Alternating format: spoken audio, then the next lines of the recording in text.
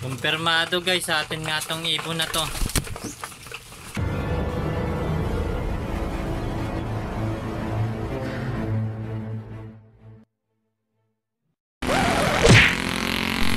Ayun na sila guys. Isa na namang mapagpalang araw para sa ating lahat. Welcome back ulit dito sa ating YouTube channel, Cyrus Love TV. So medyo matagal-tagal tayong hindi nakapag-upload ng video guys. Kasi naging busy tayo nitong mga nakaraang buwan. Yan. Kaya ang siste, marami din tayong na-miss na mga training. Oh, no. So hindi na nga tayo nakapag-load kahit isa. Pero pag dumadating naman ng araw ng day off o kaya naman night shift ang duty natin, nagpo-first play naman tayo ng ating mga ibon paminsan-minsan. Hindi natin nakunan yung actual video na mismong paglabas nila sa training box. Kasi nga, hindi natin na-play yung ating video. Naawit talaga. So, yon, nandito nga pala tayo guys sa Tondo, Manila. Yan, mula dito guys hanggang sa ating Flyers Loft, lilipad sila ng 40 km air distance. So yan, good luck sa kanilang lahat. Sana walang madisgrasya. Makauwi silang lahat.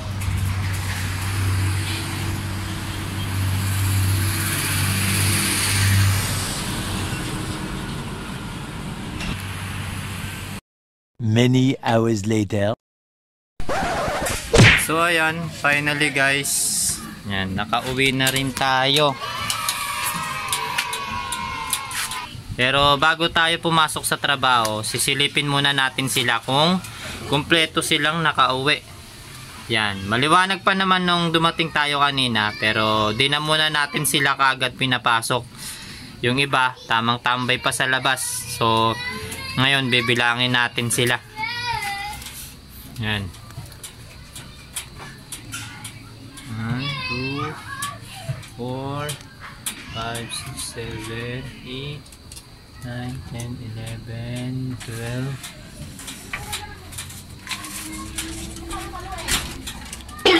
12. Uy, meron tayong loft visitor guys. Oh, yan siya guys. Yan, naka-clip ring na green at yan, baka ring lang yan na kulay pula. Okay, guys, baka sa inyo na yan. Yan. Pero kamukha niya guys yung kinarga natin sa Quezon. Yung kulay pula nating kalapate guys, kamukha niya. Yun, maamo rin yun sa akin guys.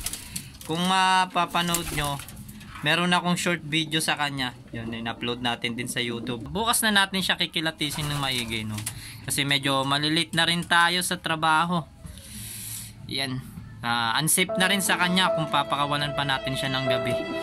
Yan. Hindi na yan sila nakakakita guys. Yan, oh. Ang amo niya, oh. Oh. Parang siga niya guys, oh. Parang kilala niya na talaga tayo. Tsaka yung pula natin guys, kung maalala nyo, dyan din yung dumadapo. Yan talaga yung teritoryo niya. So bukas hanapin natin yung record niya para mapatunayan natin na kung sa atin nga to o hindi. Yan ang problema guys, yung record nito kung sakaling sa atin to, nawawala. Oh no! Hindi ko na maalaman kung saan ko napalagay. Baka kung saan ko lang naipit. Iwanan na muna kita dyan. Balikan na lang kita bukas pag out ko galing trabaho. Tomorrow.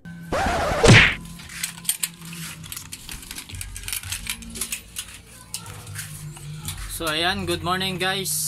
So ito na yung tamang oras para kilatisin natin ng maigi itong loft visitor natin. So kagabi hindi na natin siya naasikaso, no? Hindi na natin siya natutukan kasi nga malilate na tayo sa pagpasok sa trabaho. So ngayon guys, hindi ko kasi makita yung record ko. Yung mga dati kong record, hindi ko na maalala kung saan ko nailagay. So ang gagawin natin sa kanya para malaman natin kung sa atin nga tong ibon na to is paliliparin natin siya guys. So kung legit talaga na hindi sa atin to, uuwi to, rerekta to sa tunay niyang amo kung talagang hindi sa atin to. Pero kung sa atin to guys, yan, dadapo to sa loft natin, baka kaya pa natin tong papasukin sa ating trapdoor. Yan, tulad ng mga ginagawa natin sa mga dati nating loft visitor. Yan. pinapalipad natin sila sa basketball court. Yun. So ngayon tatry natin, labas na tayo. Halika dito. Yan. Yun, eto na siya guys. Yan, pag bumalik siya sa loop natin, ibig sabihin sa atin siya. Pero pag rumekta siya ng uwi sa tunay niyang amo, yun, alam na, hindi sa atin to. So malalaman natin pag pinalipad natin.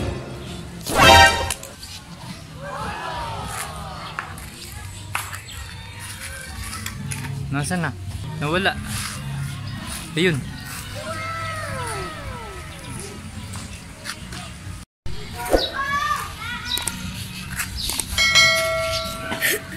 Hindi siya nagpapaikot-ikot. Uy, bababa.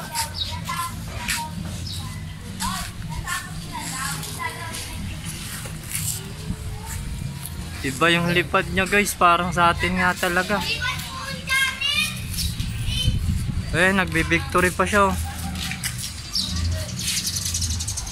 Parang sa atin nga to.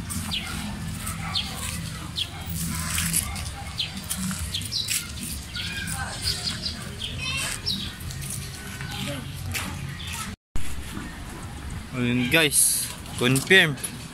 Nakakalamang sa atin talaga tong ibon na to. Yan, umakyat ulit siya sa bubong. Subukan natin tawagin. Yan, naglalakad. Saan na siya? Yun, pasilip-silip. Buksan natin tong ating trapdoor.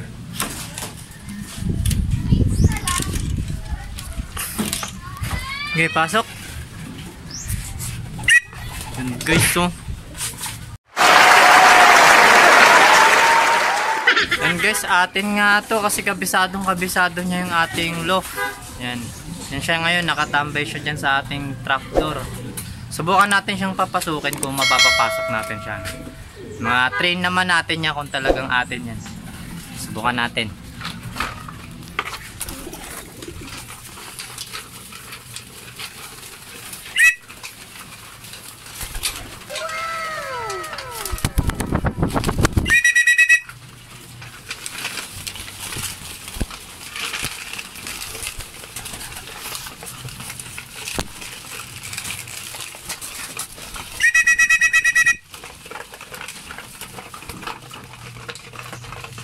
Kumpirmado guys, sa atin nga tong ibon na to. So siya yung niload natin sa Francisco, Quezon guys, nung second to the last na ng training. Isa siya sa mga hinihintay natin ng mga araw na yun, no. Halos 9 months siyang nawala. Yan, ngayon lang siya nakabalik guys. Yan, no. Siya nga yun. Doon talaga siya lagi nakadapo. Yan, sa taas na yan guys. Yan. May mga picture naman tayo sa kanya bago natin siya i-load. Yun. Di lang tayo sure kasi hindi ko kabisado yung ring number niya. Kaya check natin yung record niya. So sana hindi natin na misplace yung record na yun. So check na lang natin mamaya, hanapin natin. Yun, no. Kabisado niya pa yung loft natin. So ayun guys, meron tayong good news. Yun, nakita ko na yung hinahanap nating record. Yan. Napasama lang siya guys sa mga paperworks ng aking mga Jonakis. So yan.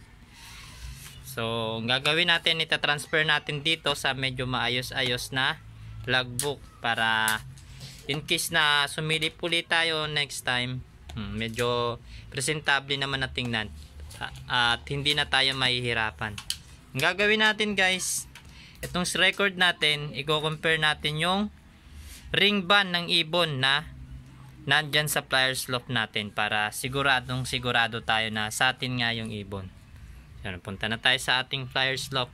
Meanwhile, Hawak na natin yung ating ibon. Yan, so ngayon i-compare na natin yung record natin sa kanyang ring band. Yan guys. Mga panahon na yun guys, nag-iisa lang kasi siyang red bar. So yan.